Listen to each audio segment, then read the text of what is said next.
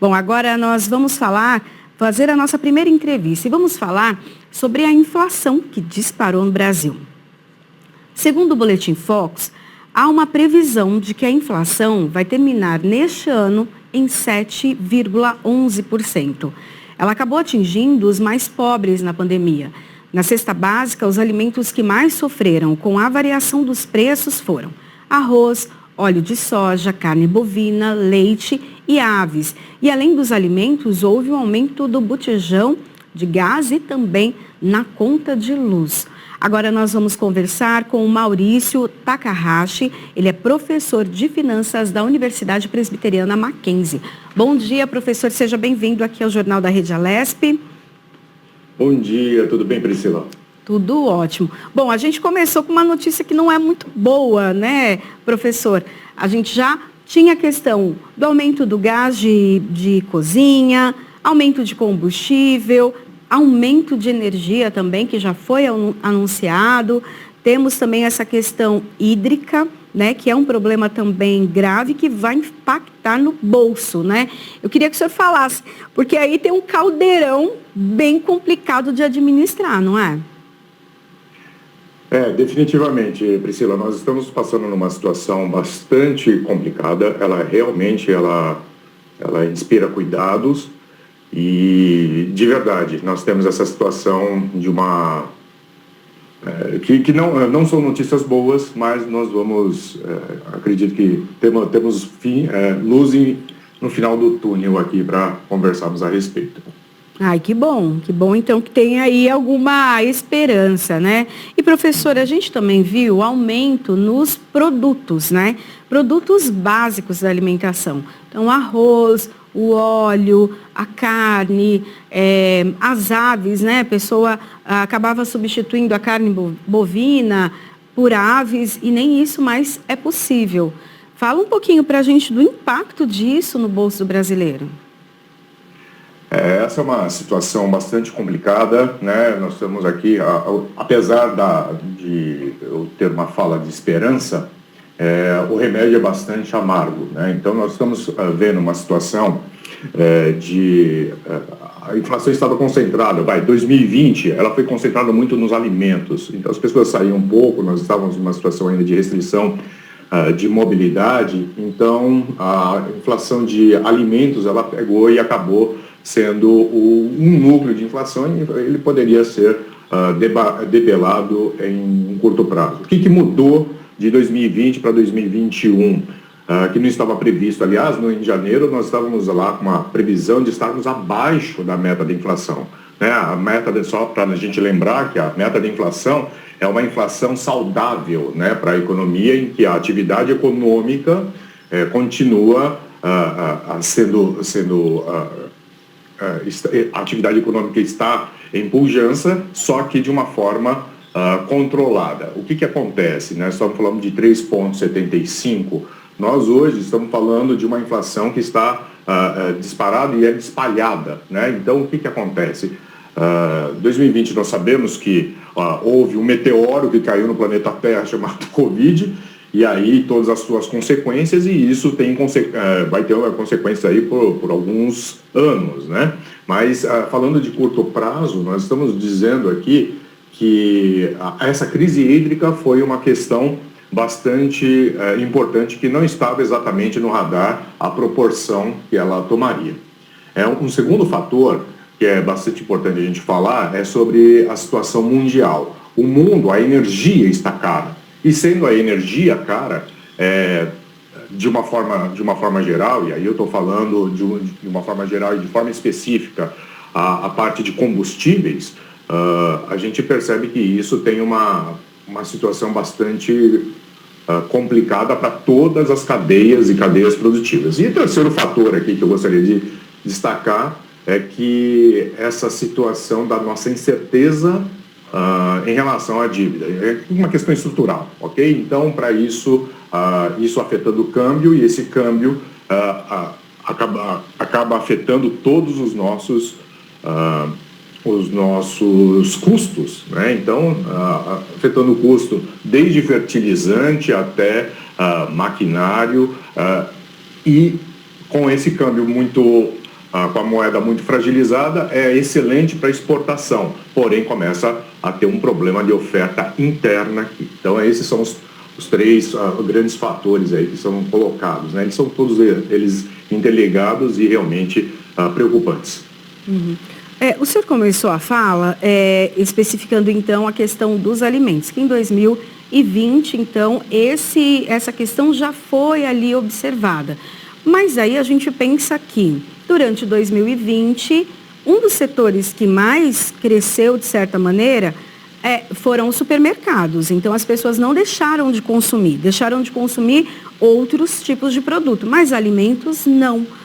Por que ainda assim, então, foi uma grande demanda, aumentou a demanda, não pôde exportar? O que aconteceu para ter, então, essa variação da inflação?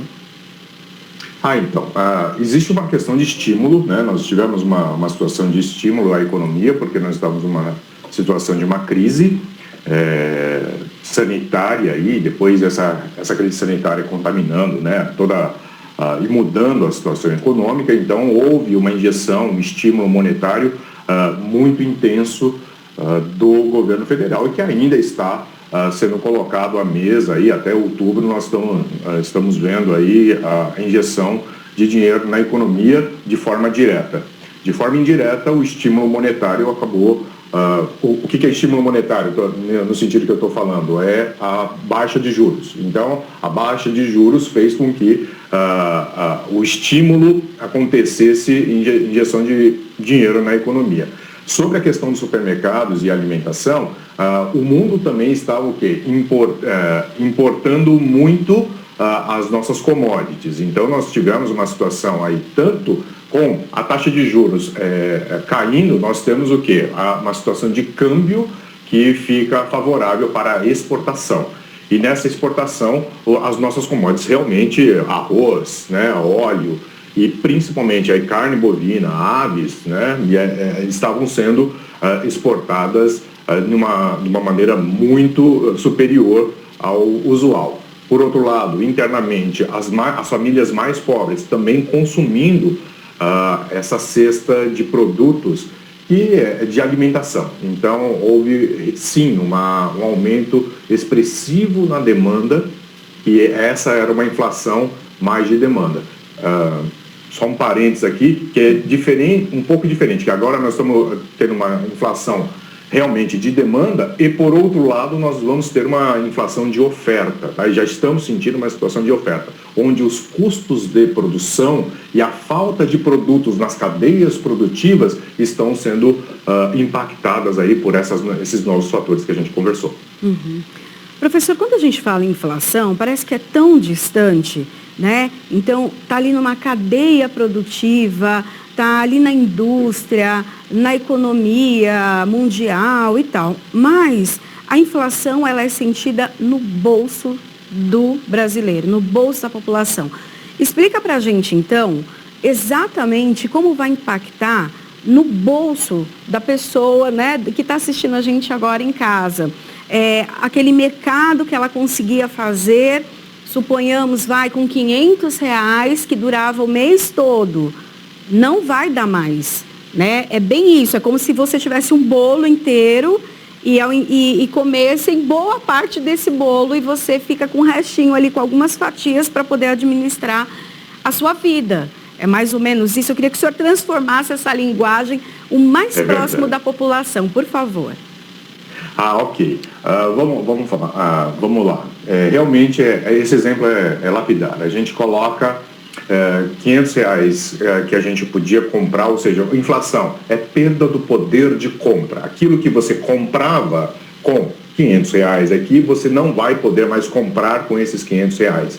E isso vai prevalecer. Por quê? Porque está faltando, ou quando você tem uma falta de produto ou alta procura por determinado produto, pelo arroz, pelo óleo de soja, por leite, por essa cesta de produtos que você quando você coloca na cesta, literalmente, né, no supermercado, fica muito caro. E aí, quando fica muito caro, o que você faz? A gente já sabe, quando nós passamos por situações de inflação, a gente deixa de comprar itens.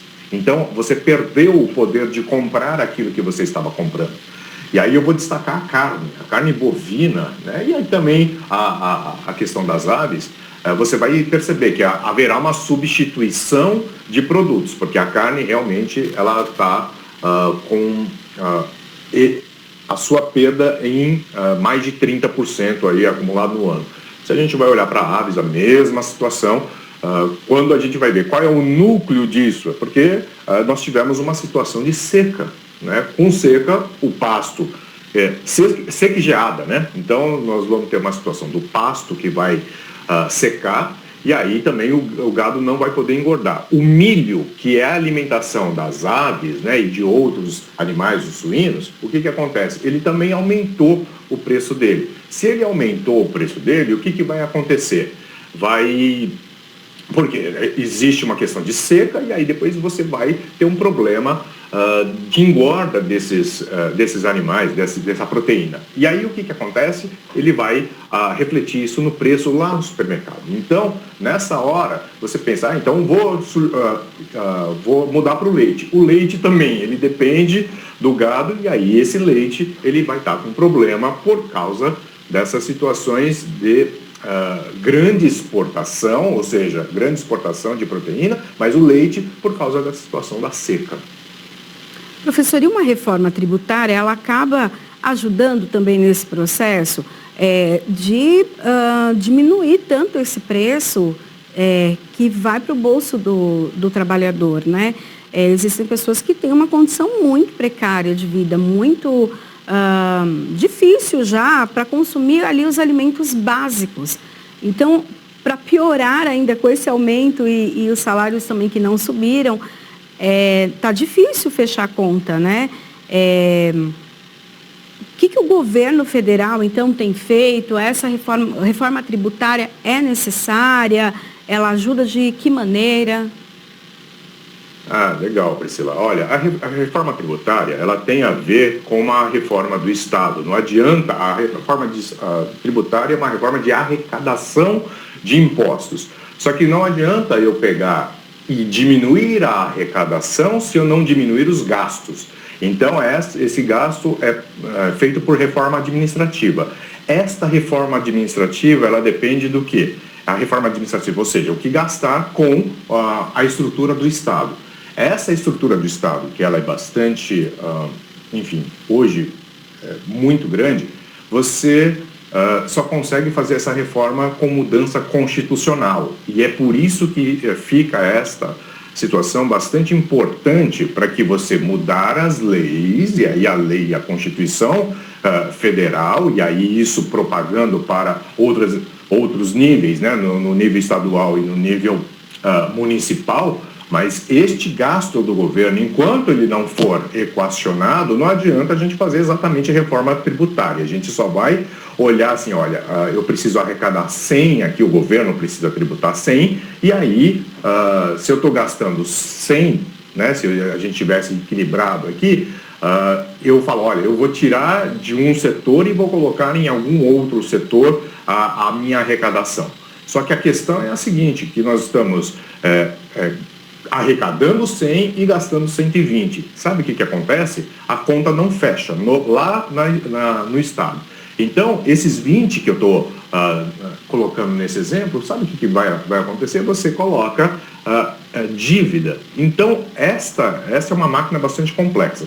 Para a gente entender diretamente na situação quanto que isso baixa a nossa inflação, ela realmente baixa, mas é uma reforma estrutural, ela não é uma questão pontual. A gente pode realmente ter uma situação de estímulo ainda, né, baixando as tarifas no curto prazo de produtos industrializados, por exemplo, né, o que está acontecendo na situação do Mercosul agora, né, reduzir o imposto sobre o produto industrializado. Porém, o que acontece? Nesta situação, se você não tem uma reforma administrativa, vai tirar isso de algum outro lugar. Então, a reforma é mais profunda que a gente precisa para a gente colocar essa situação de debelar a inflação, isso é, abaixar a inflação, diminuir essa taxa de perda de poder de compra do nosso consumidor e da população que está tão fragilizada. Somente lembrando que a população que já está fragilizada, ela está tendo um período de auxílio emergencial que vai acabar. E nessa situação que vai acabar, nós temos um problema assim, estrutural maior que está acontecendo em relação à situação da inflação. O que é aquela inflação de oferta que eu estava falando? É que se está faltando produto, está faltando aço para você pegar e colocar uma indústria nova para abaixar os preços. Ou seja, quanto mais você produz, mais barato vai ficar. Só que o que acontece? Esse investimento de longo prazo, que é o investimento de indústria, isso está sendo o quê? Está sendo freado nesse momento, né? Consumo de bens duráveis, o que é? Comprar geladeira, comprar fogão, carros, apartamentos, isso também está sendo freado nesse momento para que você possa diminuir essa inflação rapidamente. Para a questão dos alimentos, ainda existe essa situação externa, muito sendo demandada, a carne brasileira, né, sendo proteína animal brasileira sendo demandada, né, muito pelo mundo, e está faltando o quê? Produto internamente aqui no Brasil. E, professor, a economia, ela funciona assim de uma forma muito como uma engrenagem, né? Uma engrenagem tem ali reflexo na outra, na outra, na outra e na outra, né? E a gente vê esse círculo, assim como o senhor explicou. Tem também a questão do dólar, né? Que ele também dita, né, muito a economia de vários países, a inflação de vários países, inclusive com reflexo aqui no Brasil. Eu queria que o senhor falasse um pouco dessa alta, baixa do dólar, que muita gente não entende, mas que tem um reflexo em praticamente todos os produtos. Exatamente. Então, essa situação da questão cambial, né, o dólar, ele está indo tão para cima nesse momento, ou seja, o que é estar indo para cima, né? O real compra menos dólares, eu preciso de mais reais para comprar $1 nesse momento. O que acontece com o dólar, e aí isso contaminando o euro também? Tem uma parte do núcleo disso que é exatamente a parte dos juros, diferencial de juros entre a economia americana e, eu vou colocar a economia americana aí, que é a grande ancoragem de moeda do mundo, e a brasileira. Então, o que acontece? Vou poupar um americano, pensando, vou poupar. Fala, olha, eu não tenho tanta rentabilidade, esse dinheiro não vai multiplicar tanto aqui se eu poupar aqui nos Estados Unidos. Está ótimo, eu vou procurar outros mercados. E aí, só que o mercado brasileiro, quando nós tivemos essa baixa de taxa de juros aqui, você acaba perdendo essa atratividade desse capital externo. Esse é um primeiro ponto.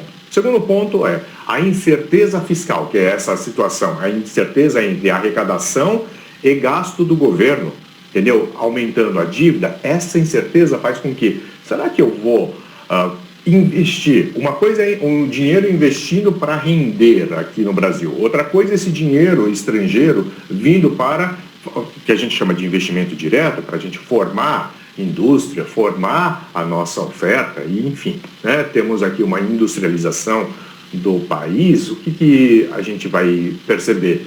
Vai perceber que, será que eu vou investir num país que não está fechando as suas contas? E isso é uma situação bastante crônica, entendeu? E constitucional na nossa situação de Estado. Uma vez que a gente não tem essa certeza, o capital foge daqui. Então, eu falei, eu não tenho essa certeza. E aí, se essa certeza... Isso eu estou só fazendo um recorte do ponto de vista da racionalidade de um investidor, do ponto de vista econômico. Se você não tem essa certeza que você vai ter o seu poder, né, de retorno, né, por causa do poder de compra, ou seja, por causa da inflação, você fica assim, olha, deixa de investir nesse país, porque acaba sendo inviável você pegar e ter um fluxo assim. Se você não coloca dólar, ou seja, não está colocando dólar, eu estou colocando dólar só como uma expressão aí de moeda estrangeira, se você não coloca dólar no país, o que vai acontecer? Você vai ter menos dólares nesse país. Se você vai ter menos dólares, você aumenta essa taxa de câmbio. Esse câmbio, o que vai acontecer? Você fala, olha, é ótimo para exportação, excelente, só que até um determinado nível. É ruim para importação. E aí a gente vai ver os nossos fertilizantes, lá na cesta de alimentos, nós temos o quê?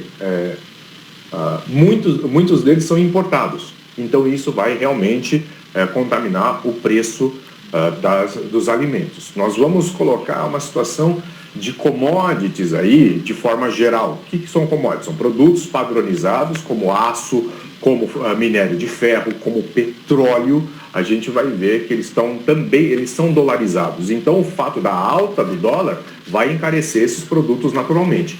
Além disso, o que está acontecendo? Uma alta de demanda, ou seja, o que é? No mundo, né, deixou-se de produzir durante a pandemia uma quantidade grande aqui de petróleo e seus derivados, porque petróleo você não consegue estocar. Petróleo, se você estocar, o que acontece? Ele estoura, né? Explode, né? Tem uma periculosidade bastante grande. Então você só produz e consome, produz e consome, produz e consome. No momento de pandemia que todo mundo ficou em casa, o que acontece? Houve uma baixa de produção. Só que quando você aumenta a demanda disso agora, nesses estímulos que estão, todos os bancos centrais do mundo estão aumentando aí o estímulo à economia para se consumir, para que a economia volte a girar, o que acontece? Há uma alta de consumo e há uma alta de consumo. Tudo que você vai utilizar é energia. Então, essa energia é bastante importante, ela está cara no mundo. Sim. No recorte do Brasil, o que acontece? Então, a gente vai colocar o petróleo e os seus derivados. Nós temos a gasolina. Gasolina, ótima, ela tem esse problema da locomoção urbana dos carros particulares. Mas mais cruel do que a gasolina é o diesel.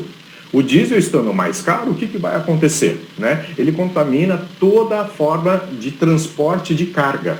Então, e isso vai refletir o quê? Se para você tirar da porta da fazenda até colocar na gôndola do supermercado, você precisa, está mais caro para você conseguir fazer esse transporte, poxa, isso vai contaminar também o preço. Então, essas coisas se relacionam assim. Essa questão da alta do dólar, ela mexe de forma importante aí na economia, né? Tem as suas causas, né? Os dois grandes fatores, né? Incerteza e uma questão de diferencial de taxa de juros, e aí os impactos que isso vai se causando em toda a inflação. Ou seja, ela tinha um núcleo no alimento, só que aí ela começa a se espalhar para todos os locais, né? Todos os núcleos da economia. Bom, eu quero agradecer então a participação do professor de Finanças da Universidade Presbiteriana Mackenzie, Maurício Takahashi. Muito obrigada, professor. Obrigado, uma satisfação. Obrigada. Bom, e agora nós vamos falar com o repórter Sérgio Everton, que tem informações aqui do Parlamento Paulista. Bom dia, Sérgio. Seja bem-vindo aqui ao Jornal da Rede Alesp. Eu não estou te escutando. Eu acho que está fechado o seu áudio. Aqui, calma. Aí, agora sim. Agora eu escuto. Agora, sabe? Não, foi eu. Aí a culpa agora, dessa vez, foi minha. Acontece, faz parte. Eu assumo. Eu acabei não desativando o áudio aqui, né, achando que estava acompanhando a tua, né, entrevista com o professor, né, e acabei, você fica tão ligado, principalmente falando, né, nessa situação que a gente está vivendo, né, Priscila? De aumento de tudo, né? O poder de compra das pessoas caiu e muito, né? Sim. Aí foi o que o professor falou aí, né? A culpa, muitas vezes não, né? É dólar, é a questão do combustível, tudo isso, né, influencia aí no aumento dos produtos, né? Produtos de limpeza. Ontem eu estava vendo, inclusive, uma matéria sobre isso, né? Como aumentou, Priscila, você que é dona de casa, né? Os produtos de limpeza, não é isso? Acho que você ficou tão impactado, foi isso que aconteceu com o microfone. Mas agora eu estava ligado aqui no professor falando, você entrevistando ele. Eu esqueci até de abrir meu áudio aqui, porque, cara, a gente está numa situação complicada. Verdade. Né, Priscila? Por enquanto é só, Priscila. Se você precisar ir, minha entrada foi rápida hoje, mas olha, eu fiquei impressionado com essa sua entrevista aí com o professor falando da situação que a gente está vivendo, né, no nosso país por causa dessa pandemia também, né? Tudo isso também se deve a isso, né? Além do aumento de combustível, né? A questão do dólar, enfim. A gente precisa realmente, o professor falou, que se achar um denominador comum para poder, né, dar uma amenizada nessa situação que a gente tem vivido. É isso aí, Priscila. Qualquer coisa pode me chamar aqui que eu estou a postos, ok? Tá ótimo, Sérgio. Obrigada. Ótimo dia. A gente vai se falando. Obrigada. Bom jornal. Tchau, bom tchau. jornal para você. O ato solene em comemoração